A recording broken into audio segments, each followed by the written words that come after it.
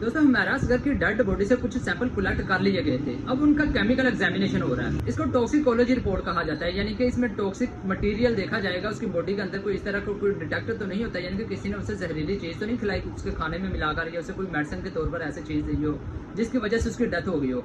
तो दोस्तों आपको बताते चले कि जब लास्ट टाइम इसकी कॉल इसकी जो हमारा असगर की होती है वो इसकी भाभी को थी। इसकी भाभी को, वो अपनी भाभी को बताती है कि मुझे कोई इशू चल रहा है जिसकी वजह से मैं अपना करंट नंबर जो है वो बंद कर रही हूँ और ये मेरा नया नंबर है। जब भी कभी आपने मुझसे कॉल पे बात करनी हो तो नए नंबर पर मुझसे कॉन्टैक्ट करना। तो इस तरह से ये उसकी लास्ट कॉल थी अपनी भाभी को।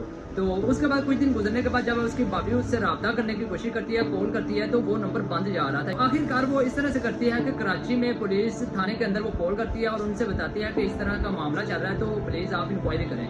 तो वो कहते हैं कि आप उनके ब्लड रिलेशन में नहीं है, यानी कि आप ना तो उनकी बहन भाई या माँ बाप की जगह पे नहीं है, तो इस तरह से हम इंक्वायरी नहीं कर सकते। तो इस तरह से ये मामला फिर एक बार खामोश हो जाता है और इसी तरह से करते करते 8 से 10 महीने गुजर जाते हैं। हमारा असगर क्योंकि वहाँ पर रेंट पर रह रही थी, तो जो मालिक मकान था जब उसे रेंट नहीं मिला तो उसने देखा कि 8 से 10 महीने गुजर गए हैं। तो उसने क्या किया, बजाय के ताला तोड़ने के वो अदालत में गया और वहां से उसने फैसला अपने हक में लिया और साथ में पुलिस वाले लिए। और आकर उन्होंने जब ताला तोड़ा तो ताला तोड़कर क्या देखते हैं कि सेन के अंदर एक लाश पड़ी हुई, डेड बॉडी पड़ी हुई है, जो 8 से 10 महीने पुरानी लाश है और वहीं पर सेन में पड़ी हुई थी। तो आपको ये सब देखने के बाद क्या लगता है कि वाकई में इसका हमारा असगर का कत्ल हुआ है या फिर ये कुदरती मौत मरी है? हमारे सेक्शन में जरूर बताना।